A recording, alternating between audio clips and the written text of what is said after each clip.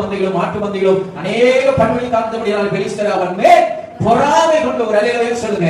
ஆமென். சத்துருக்கள் பொறாமை கொள்ளுகிற அளவுக்கு கர்த்தர் உங்களை ஆசீர்வதிப்பார். அல்லேலூயா. நீ விதைக்கணும். ஈசாக்கு விதை விதைத்தான். பயப்படவே இல்லை. பஞ்சத்துல தான் உட்கார்ந்துட்டு இருக்கிறான், வறுமையில தான் இருக்கிறான், எதிர்காலத்தை குறித்து ஒரு கேள்விக்குறி இருக்குது. ஆனா கர்த்தர் சொல்கிறார் விதை, நான் ஆசீர்வதிக்கிறேன். ஏன் விதைக்க மாட்டீங்க? ஏன் ஆண்டவருக்கு உங்களால கொடுக்க முடியல? ஏன் ஆண்டவருக்கு உங்களால செய்ய முடியல? நான் சொல்கிறேன், உங்களுக்கு ஒரு விசுவாசம் இல்லை. விசுவாசத்தில் குறைவுள்ளவர்களாக இருக்கிறீங்க. இன்னும் சொன்னா மன கடினம் உள்ளவர்களாக இருக்கிறீங்க. விதைக்கிறதுல மன கடினம் உள்ளவர்களாக இருக்கிறீங்க.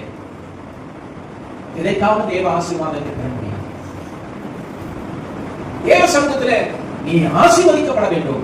வானத்தின் பலகணியை ஆண்டவர் உனக்காக திறந்து விட்டார். அவர் மழையை பெய்ய பண்ணி விட்டார். மழையை பெய்ய பண்ணினதுக்கு அப்புறம் உன்னிடத்தில் எதிர்பார்க்கிற ஒரே ஒரு காரியம் விதை. நீ விதை, நான் வெளியே செய்கிறேன். அல்லேலூயா. எப்படி சொல்றாரு? நீ விதை, நான் அதை என்ன செய்ய போறேன்? வெளியே. ஈசாக்கு அதை சொல்றா, நீ விதை. பஞ்ச காலம் தான், மழையே இல்லை, பரவாயில்ல விதை, என்ன நம்பி விதை. விளையை செய்கிறவர் நான் 100 மடங்கு விளையை செய்தான். எத்தனை மடங்கு சத்தமா சொல்லுங்க?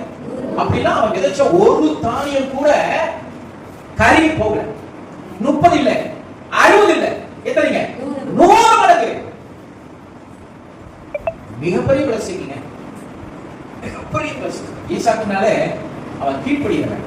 ஈசாக்குனாலே யாருங்க? சத்தமா சொல்லுங்க. ஏன் யோசுவாயா, ஈசாக்குனாலே என்னங்க? கீழ்ப்படிகிறவன். பணி ஒழுக்கு மணி தன்னுடைய மகனை கூட்டிட்டு போனான்.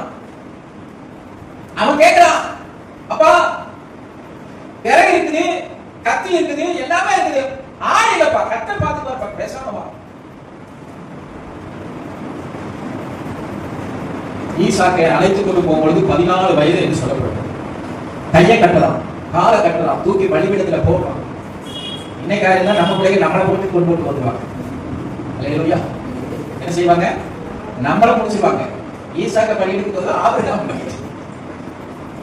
கீழ்ப்படுகிறவன் சத்தமிடாத ஆட்டுக்குட்டியை போல கையை கட்டும் பொழுதும் காலை கட்டும் பொழுதும் அமைதியா இருந்தான். தூக்கி விறகு மேல படுக்க வச்சா அமைதியா இருந்தான்.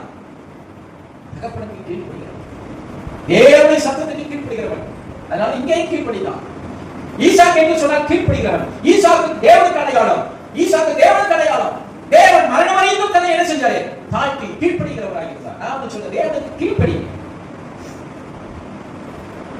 விதைங்க. உங்க நேரத்தை தேவ சமூகத்தில் விதைங்க. எவ்வளவு நேரம், ஒரு வாரத்துல எவ்வளவு நேரம் நீங்க ஆண்டவருடைய சமூகத்துல செலவிடுவீங்க? நினைச்சு பாருங்க. ஒரு வாரத்துல எத்தனை பேர் அதிகாரங்களை வாசிக்கிறீங்க, பைபிளை வாசிக்கிறீங்க?